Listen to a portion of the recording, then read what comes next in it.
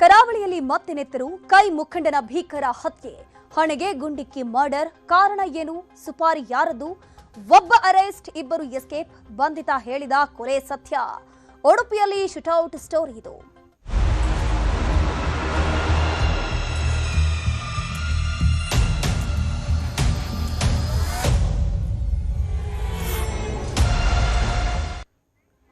ನಿನ್ನೆ ಸಂಜೆ ಉಡುಪಿಯಲ್ಲಿ ಕಾಂಗ್ರೆಸ್ ಮುಖಂಡ ಹಾಗೂ ಉದ್ಯಮಿ ಡೇವಿಡ್ನ ಕೊಲೆಯಾಗಿತ್ತು.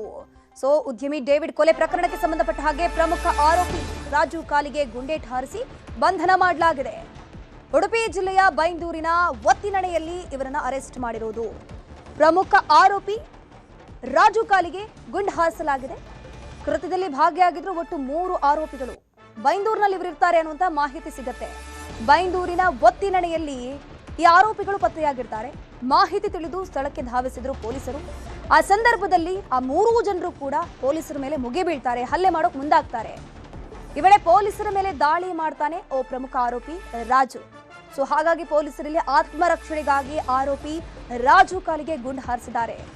ಇನ್ನು ಘಟನಾ ಸ್ಥಳದಿಂದ ಇಬ್ಬರು ಆರೋಪಿಗಳು ಎಸ್ಕೇಪ್ ಆಗಿದ್ದಾರೆ. ಅವರಿಗೂ ಕೂಡ ತಲಾಶ್ ಮುಂದುವರೆದಿದೆ. 3 ಕೂಡ ಉತ್ತರ ಭಾರತದ ಮೂಲದವರು ಅನ್ನುವಂಥ ಮಾಹಿತಿ ಸಿಕ್ಕಿದೆ. ಮೇಲ್ನೋಟಕ್ಕೆ ಇದು ಸುಪಾರಿ ಕಿಲ್ಲರ್ಸ್ ಇವರೆಲ್ಲ ಅನ್ನುವಂಥ ಮಾಹಿತಿ ಲಭ್ಯ ಆಗಿದೆ.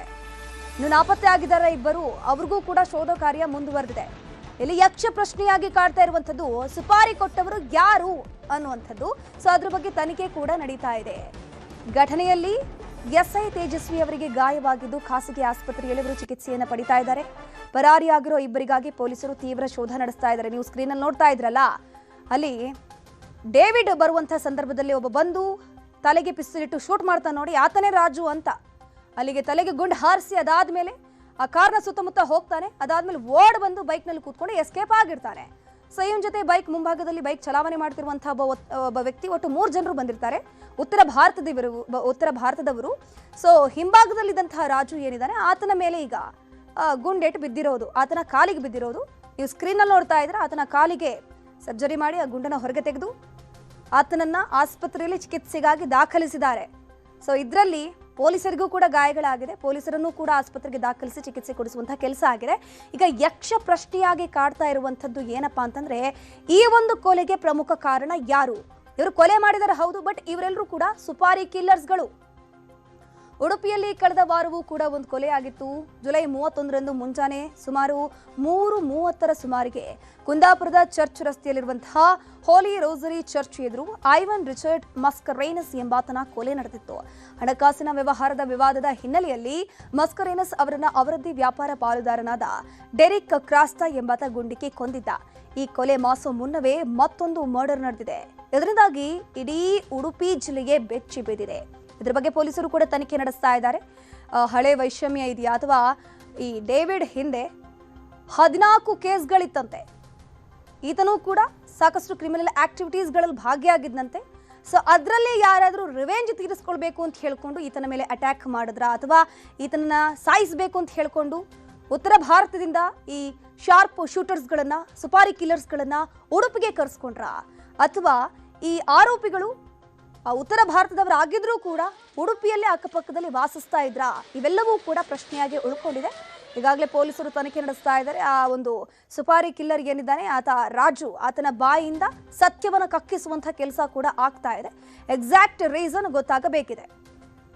ಇದ್ರ ಬಗ್ಗೆ ಹೆಚ್ಚಿನ ಮಾಹಿತಿ ನೀಡ್ತಾ ಹೋಗ್ತಾರೆ ನಮ್ಮ ಪ್ರತಿನಿಧಿ ಗಣೇಶ್. ದೂರವಾಣಿ ಸಂಪರ್ಕದಲ್ಲಿ ಜಾಯಿನ್ ಆಗಿದ್ರೆ ಗಣೇಶ್, ಈಗ ಸುಪಾರಿ ಕಿಲ್ಲರ್ಸ್ಗಳು 3 ಜನರಲ್ಲಿ ಒಟ್ಟು ಎಷ್ಟು ಜನರ ಬಂಧನ ಆಗಿರೋದು, ಮತ್ತೆ ಈಗ ಈ ಕೊಲೆಗೆ ಪ್ರಮುಖ ಕಾರಣ ಯಾರು, ಏನಿರಬಹುದು ಅನ್ನೋದು ಗೊತ್ತಾಗಿದೆಯಾ? ಧನುಷ್, ಉಡುಪಿ ಜಿಲ್ಲೆಯನ್ನ ಬೆಚ್ಚಿ ಬೀಳಿಸುವಂತ 2 ಪ್ರಕರಣ ಕಳೆದ 10 ದಿನಗಳಲ್ಲಿ ನಡೆದಿರುವಂತದ್ದು. 2 ಪ್ರಕರಣದಲ್ಲಿಯೂ ಕೂಡ ಪ್ರಮುಖ ಆರೋಪಿಗಳನ್ನ ಬಂಧಿಸಲಾಗಿರುವಂತದ್ದು. ಶಿರ್ವದಲ್ಲಿ ನಡೆದಿರುವಂತಹ ಮುದರಂಗಿ ಗ್ರಾಮ ಪಂಚಾಯತ್ ಮಾಜಿ ಅಧ್ಯಕ್ಷ ಡೇವಿಡ್ ಅನ್ನುವ ನಿನ್ನೆ ಸಂಜೆ ಸುಮಾರು 3 ರಿಂದ 4 ಗಂಟೆ ಸುಮಾರಿಗೆ ಹತ್ಯೆ ಆಗ್ತದೆ. ಅವನನ್ನ ಗುಂಡಿಕ್ಕಿಕೊಳ್ಳಾಗ್ತಾ ಇರುವಂತದ್ದು. ಇಲ್ಲಿ ಪ್ರಮುಖ ಅಂಶವಾಗಿ ನಾವು ಗಮನಕ್ಕೆ ತಗೊಂಡ್ಬೇಕಂದ್ರೆ ಗುಂಡುಕ್ಕಿ ಕೊಂದಿರುವಂತಹ ಆರೋಪಿಗಳೇನಿದ್ದಾರೆ, ಈ ಆರೋಪಿಗಳು ಸುಪಾರಿ ಕಿಲ್ಲರ್ಗಳು ಅಂತ ಹೇಳಿ ಮಾಹಿತಿ ಸಿಗ್ತಿರುವಂತದ್ದು. ಅವರೆಲ್ಲರೂ ಉತ್ತರ ಪ್ರದೇಶದ ಭಾಗದವರು ಅಂತ ಮಾಹಿತಿ ಸಿಗ್ತಿರುವಂತದ್ದು. ಅಂದ್ರೆ ಈ ವ್ಯಕ್ತಿಗಳ ಮೂಲಕ ಕೊಲೆಯನ್ನ ಮಾಡಲಾಗಿದೆ ಅನ್ನುವಂತ ಮಾಹಿತಿಯನ್ನು ಪ್ರಾಥಮಿಕವಾಗಿ ನಾವು ತಿಳಿದುಕೊಳ್ಬಹುದು. ಈ ಬಗ್ಗೆ ಪೊಲೀಸರು ಕೂಡ ಒಂದಿಷ್ಟು ತನಿಖೆಯನ್ನ ಮಾಡ್ತಿದ್ದಾರೆ. ಇದರಲ್ಲಿ ಪ್ರಮುಖವಾಗಿ ಹಣದ ವಿಚಾರವಾಗಿ ಕೊಲೆಯನ್ನ ಮಾಡಲಾಗಿದೆ ಅನ್ನುವಂತ ಮಾಹಿತಿ ಸಿಗ್ತಿರುವಂತದ್ದು. ಆರೋಪಿಗಳು ಯಾವ ಕಾರಣಕ್ಕೆ ಕೊಲೆಯನ್ನ ಮಾಡಿದ್ರು, ಅವರಿಗೆ ಯಾರು ಸುಪಾರಿಯನ್ನ ಕೊಟ್ಟಿದ್ರು, ಮತ್ತೆ ಆ ಹಣದ ವಿಚಾರ ಏನು ಅನ್ನೋದ್ರ ಬಗ್ಗೆ ಮಾಹಿತಿಯನ್ನ ಕಲೆ ಹಾಕುವ ಪ್ರಯತ್ನವನ್ನ ಮಾಡ್ತಿದ್ದಾರೆ. ಇಲ್ಲಿ ಪ್ರಮುಖ ಆರೋಪಿ ಏನಿದ್ದಾನೆ ರಾಜು ಅನ್ನೋ ವ್ಯಕ್ತಿ, ಆ ವ್ಯಕ್ತಿಯನ್ನ ಈಗಾಗಲೇ ಪೊಲೀಸರು ಬಂಧಿಸಲಾಗಿದೆ. ಬೈಂದೂರಿನ ಒತ್ತಿನಣೆ ಪ್ರದೇಶ, ಇದು ಉಡುಪಿ ಜಿಲ್ಲೆಯ ಗಡಿ ಭಾಗವಾಗಿರುವಂತದ್ದು. ಈ ಪ್ರದೇಶದಲ್ಲಿ ಆ ವ್ಯಕ್ತಿ ಅವಿತುಕೊಂಡಿರ್ತಾನೆ. ಆ ವ್ಯಕ್ತಿಯನ್ನ ಹಿಡಿಯುವ ಸಂದರ್ಭದಲ್ಲಿ ಪ್ರತ್ಯೇಕ ಪ್ರತಿದಾಳಿಯನ್ನ ಮಾಡುವ ಸಂದರ್ಭದಲ್ಲಿ ಅವನನ್ನ ಬಲಗಾಲಿಗೆ ಗುಂಡನ್ನ ಹಾಕಿ, ಅಂದ್ರೆ ಗುಂಡಕ್ಕೆ ಅವನನ್ನ ವಶಕ್ಕೆ ಪಡಲಾಗಿರುವಂತದ್ದು. ಅವನನ್ನ ಈಗ KMC ಆಸ್ಪತ್ರೆಯಲ್ಲಿ ಚಿಕಿತ್ಸೆಯನ್ನ ಮುಂದುವರಿಸಲಾಗಿರುವಂತದ್ದು. ಅದ್ರ ಜೊತೆಗೆ ಪೊಲೀಸರು ಕೂಡ ಈ ಪೆಟ್ಟಾಗಿರುವಂತದ್ದು, ಗಾಯಾಳು ಏನು ಆರೋಪಿಯನ್ನ ಬಂಧಿಸುವ ವೇಳೆಯಲ್ಲಿ ಅವರಿಗೂ ಕೂಡ ಗಾಯ ಆಗಿರುವಂತದ್ದು, ಅವರು ಕೂಡ ಟ್ರೀಟ್ಮೆಂಟ್ ಅನ್ನ ಮುಂದುವರಿಸಿದ್ದಾರೆ. ಇದರ ಜೊತೆಗೆ ಇಬ್ಬರು ಆರೋಪಿಗಳೇನಿದ್ದಾರೆ, ಒಟ್ಟು 3 ಈ ಕೃತ್ಯವನ್ನ ಎಸಗಿರುವಂತದ್ದು. ಇಬ್ಬರು ಆರೋಪಿಯ ಪತ್ತೆಗಾಗಿ ಈಗಾಗಲೇ ಪೊಲೀಸರು ನಾಕಾಬಂದಿಯನ್ನ ಹಾಕಿರುವಂತದ್ದು. ಜಿಲ್ಲೆಯ ಆಯಾಕಟ್ಟೆ ಸ್ಥಳದಲ್ಲಿ ಪೊಲೀಸರು ಕ್ರೈಮ್ ಏನು ಪೊಲೀಸರು ಇದ್ದಾರೆ ಅವರು ಒಂದಿಷ್ಟು ಕರ್ತವ್ಯವನ್ನ ಮಾಡ್ತಿದ್ದಾರೆ. ಈಗಾಗಲೇ ಶೀಘ್ರದಲ್ಲಿ ಅವರನ್ನು ಕೂಡ ಬಂಧಿಸುವ ಬಗ್ಗೆ ಒಂದಿಷ್ಟು ಭರವಸೆಯನ್ನ ಕೂಡ ನೀಡಿರುವಂತದ್ದು. ಇಲ್ಲಿ ಪ್ರಮುಖವಾಗಿ ಗುಂಡಿಕ್ಕಿಕೊಂಡಿರುವಂತಹ ಪ್ರಕರಣ, ಶೂಟೌಟ್ ಆಗಿರುವಂತದ್ದು, ಇದು ಬಹಳಷ್ಟು ಪೊಲೀಸರಿಗೆ ತಲೆನೋವಾಗಿರುವಂತದ್ದು. ಆದ್ರೆ ಪ್ರಮುಖ ಆರೋಪಿಯನ್ನ ಹಿಡಿಯುವ ಮೂಲಕ ಒಂದಿಷ್ಟು ತಲೆನೋವನ್ನ ನಿವಾರಿಸಿಕೊಂಡಿದ್ರು ಕೂಡ ಯಾಕಾಗಿ ಈ ಕ್ರೈಮ್ ಆಗಿದೆ, ಇದರ ಹಿಂದೆ ಯಾರಿದ್ದಾರೆ, ಯಾವ ಕಾರಣಕ್ಕಾಗಿ ಮಾಡಿರುವಂತದ್ದು. ಅದ್ರ ಜೊತೆಗೆ ಈ ವ್ಯಕ್ತಿ ಕೂಡ ಸೋಷಿಯಲ್ ವರ್ಕರ್ ಆಗಿರುವಂತದ್ದು, ಸ್ಥಳೀಯ ಕಾಂಗ್ರೆಸ್ ಮುಖಂಡ ಆಗಿರುವಂತದ್ದು. ಆ ಕಾರಣಕ್ಕಾಗಿ ಸಹಜವಾಗಿ ಸ್ಥಳೀಯವಾಗಿ ಅವನು ಯಾವ ರೀತಿಯ ವೈಷಮ್ಯವನ್ನ ಕಟ್ಟಿಕೊಂಡಿಲ್ಲ.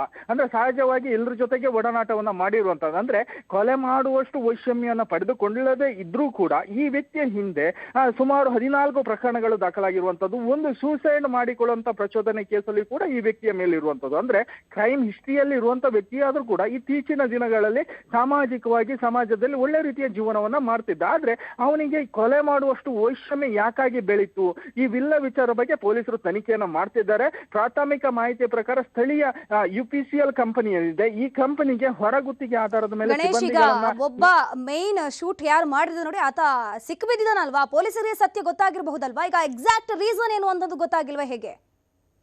ಎಸ್, ಖಂಡಿತವಾಗಿ ಪ್ರಾಥಮಿಕವಾಗಿ ಒಂದಿಷ್ಟು ಹಣಕಾಸಿನ ವಿಚಾರವಾಗಿ ಈ ಕ್ರೈಮ್ ಆಗಿದೆ ಅನ್ನೋ ಬಗ್ಗೆ ಮಾಹಿತಿಯನ್ನ ಪೊಲೀಸರು ಈಗಾಗಲೇ ರಿವೀಲ್ ಮಾಡಿರುವಂತದ್ದು. ಮತ್ತಷ್ಟು ಇಬ್ಬರು ಆರೋಪಿಗಳನ್ನ ಅರೆಸ್ಟ್ ಮಾಡಿದ ನಂತರ ಮತ್ತಷ್ಟು ರಿವೀಲ್ ಮಾಡುವ ಸಾಧ್ಯತೆ ಇರುವಂತದ್ದು. ಇಲ್ಲಿ ಪ್ರಮುಖವಾಗಿ ಆ ಸಂಸ್ಥೆ ಏನಿದೆ, ಸ್ಥಳೀಯ ಕಂಪನಿ ಏನಿದೆ, ಈ ಸಂಸ್ಥೆಯ ಕಂಪನಿಯು ಕೂಡ ಈ ಕೇಸ್ನಲ್ಲಿ ನುಡ್ಚು ಹಾಕುವಂತ ಸಾಧ್ಯತೆಗಳು ಹೆಚ್ಚಿರುವಂತದ್ದು. ಯಾಕಂತ ಹೇಳಿದ್ರೆ ಆ ವ್ಯಕ್ತಿ ಕಾಂಟ್ರಾಕ್ಟ್ ಬೇಸ್ಡ್ ಅಲ್ಲಿ ಗುತ್ತಿಗೆದಾರರ ಕೆಲಸವನ್ನ ಮಾಡ್ತಿರುವಂತದ್ದು. ಪ್ರಮುಖವಾಗಿ ಹಣದ ವಿಚಾರ ಮತ್ತೆ ಬೇರೆ ಯಾವ ವಿಚಾರದಲ್ಲಿ ಈ ಕ್ರೈಮ್ ಆಗಿದೆ ಅನ್ನೋ ಮೂಲಕ ಎಲ್ಲಾ ರೀತಿಯ ಆಂಗಲ್ಗಳಲ್ಲಿ ಪೊಲೀಸರು ತನಿಖೆಯನ್ನ ಮುಂದುವರಿಸಿದ್ದಾರೆ. ಧನುಶ್ರೀ. ಗಣೇಶ್, ಒಂದು ವಾರದ ಹಿಂದೆ ಉಡುಪಿಯಲ್ಲೂ ಕೂಡ ಇದೇ ರೀತಿ ರಿಚರ್ಡ್ ಮರ್ಡರ್ ಆಗಿತ್ತು. ಸೊ ಇಬ್ರು ಕೂಡ ಒಂದೇ ಸಮುದಾಯಕ್ಕೆ ಸೇರಿದವರು. ಅದಕ್ಕೂ ಇದಕ್ಕೂ ಏನಾದರೂ ಸಂಬಂಧ ಇದೆಯಾ, ಅಥವಾ ಅದಕ್ಕೂ ಇದಕ್ಕೂ ಏನಾದರೂ ಲಿಂಕ್ ಇರಬಹುದಾ ಹೇಗೆ?